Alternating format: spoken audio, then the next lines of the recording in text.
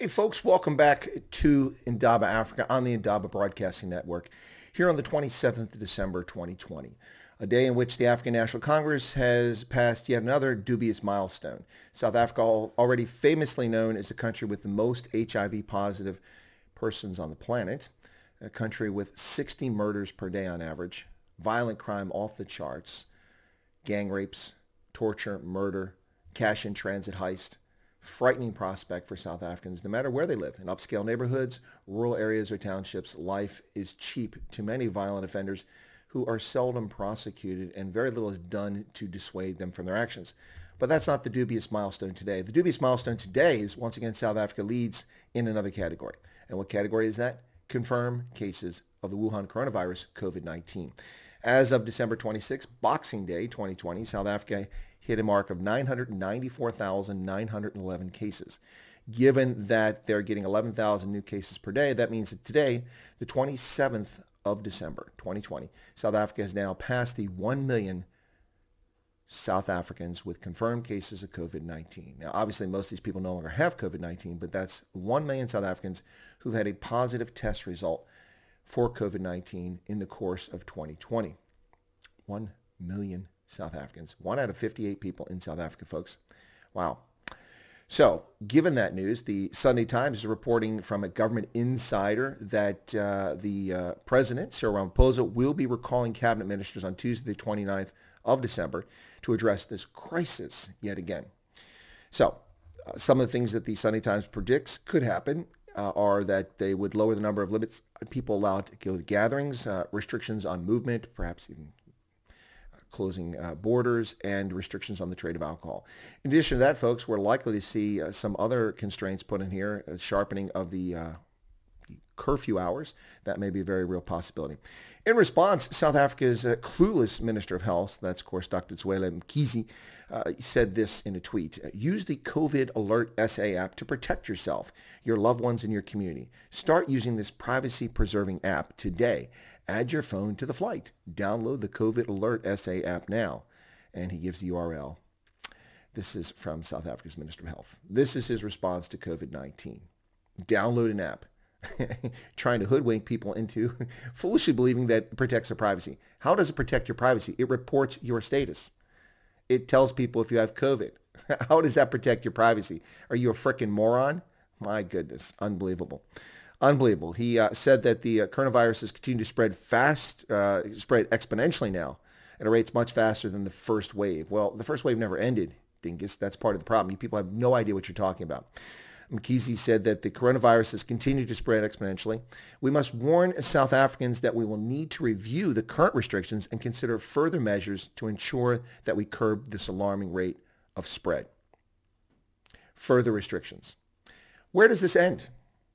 Where does this end? It was March 27th of 2020 when Cyril Ramaphosa imposed lockdown restrictions on South Africans for just 30 days in order to get the hospitals ready for the surge, in order to slow the spread so that hospitals and clinics could be prepared, and so that schools could be sanitized so that children could go back to school.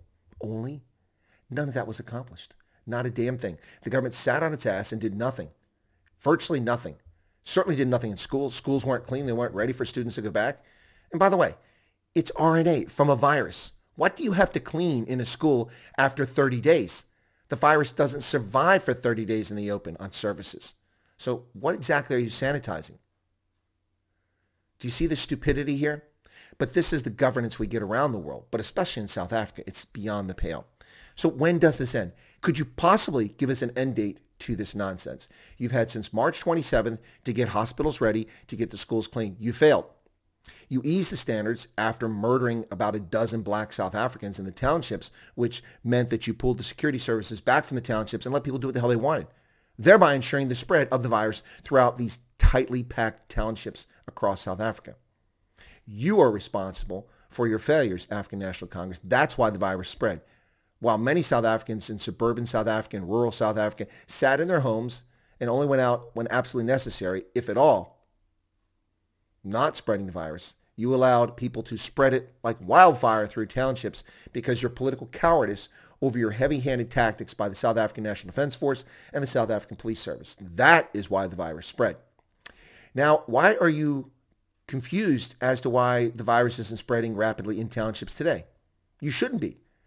Those areas likely already have herd immunity. People have already had the virus who are asymptomatic. 1 million cases. Those are confirmed cases. Consider the fact that there are about 10 asymptomatic cases for every confirmed test, and we're talking about a lot of South Africans who've had COVID-19 at this point. Wow. So South Africa's African National Congress ruling party there is simply stumbling from one boneheaded policy decision after another, folks. You know these guys. They're the ones who brought us no tobacco with no scientific evidence and then fought tooth and nail. When their lockdown was declared unconstitutional back in June, the ANC just continued on to March and has paid no never mind to the North Gauteng High Court's decision declaring much of their lockdown to be unconstitutional. They simply continue with it. No consequences to these elected officials who have no regard for the rule of law whatsoever. They simply ignore court's decision, which found that they violated the Constitution. The National Coronavirus Command Council's lockdown restrictions violate South Africa's Constitution. So what? Nothing to see here. Simply ignore it. Slow the spread. Really? Your actions have accelerated the spread, ANC. No tobacco sales. Finally, lost that court case. And what did that do? That allowed an illicit tobacco trade to flourish. It crushed South Africa's approximately 300 small-scale and large-scale tobacco farmers.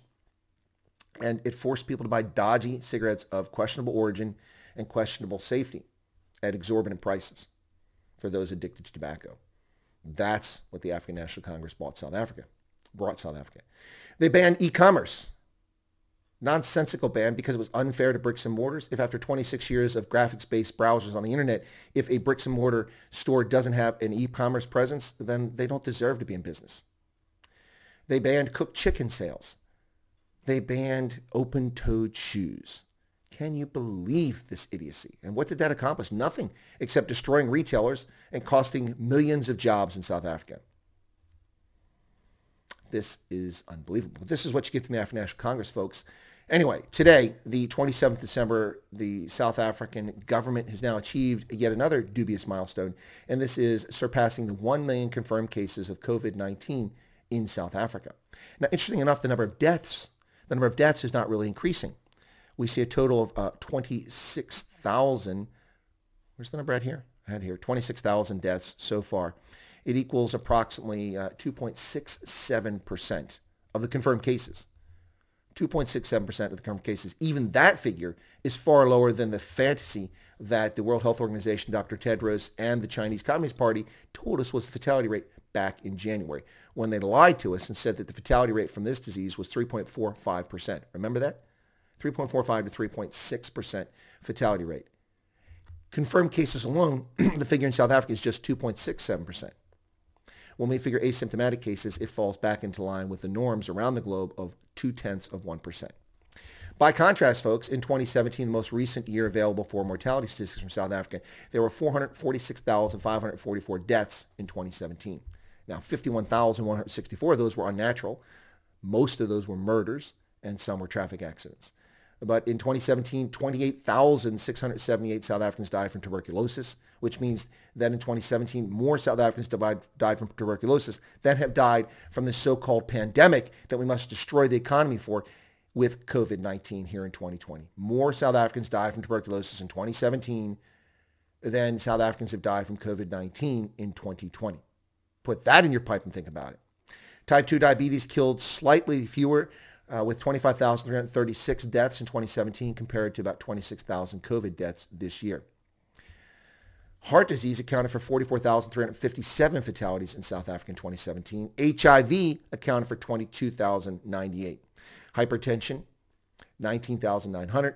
Influenza and pneumonia, 18,837 fatalities. So at this point, this disease would make it the number 2 killer of South Africans on normal annual basis for fatalities in South Africa. 26,000 fatalities after a year of COVID-19. Less than tuberculosis. We don't shut the country down for tuberculosis. Why do we shut it down for this? Folks, if you're not a subscriber to Chris White Africa, I ask you to take a moment, consider becoming a subscriber by smashing that subscription button right down there. Be sure to toggle the bell icon so you get notified of updates. And in addition to that, if you'd like to leave a comment, please feel free to do so. Abusive comments will be deleted. And then I ask finally that you smash the like button because likes drive viewership. And the more viewers we have, the more the word gets out with this analysis and insight offered on these topics of interest. So once again, folks, today, the 27th of December, South Africa passes a dubious milestone of 1 million confirmed cases of Wuhan coronavirus, COVID-19, with approximately 26,000 fatalities attributed to COVID-19. Of course, we know many of those are not a result of COVID-19. We've seen fraudulent situations in which people are killed in motorcycle accidents, and the cause of death is listed as COVID-19. So obviously, there are some questionable stats there. But nonetheless, it is a dangerous disease, and it bears attention. But the African National Congress's response to it is not a legitimate response. It's not a rational response. And now they're simply threatening to put South Africans back into further lockdown measures. To what end? To what end? When does it end? What is the end date for this? 2097? And now we see, of course, as I predicted, new variants of the virus, new strains of it, because the RNA mutates constantly. New generations occur as the hour progresses. Unlike human beings that don't reproduce every hour, reproduce every generation, this virus reproduces every hour. And new variants, new genetic mistakes come in, and it adapts.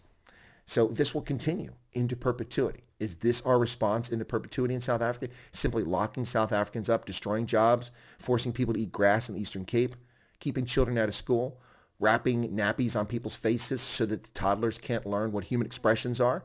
Don't know if an adult is angry, happy, or sad because you've never seen their face, just their eyes. This is ludicrous, folks. This African National Congress has absolutely no idea what they're doing. None whatsoever. There's no scientific basis for virtually anything that they're doing. Simply a totalitarian, fascist bent and a grab for power and a theft of liberty from people. But folks, South Africa is not alone. South Africa's National Coronavirus Command Council, its feckless, its undemocratic, unelected, unaccountable, capricious body, is not alone in these actions. Plenty of other folks are out there behaving in such a poor manner, not just South Africa. We can see this at state and local level across the United States, and we see it in Europe. We see it in Asia. This power grab by public officials who have no idea what they're doing or what they're talking about. Folks, 27 December, South Africa surpasses 1 million confirmed cases of COVID-19. Thanks a lot. Better days ahead, hopefully.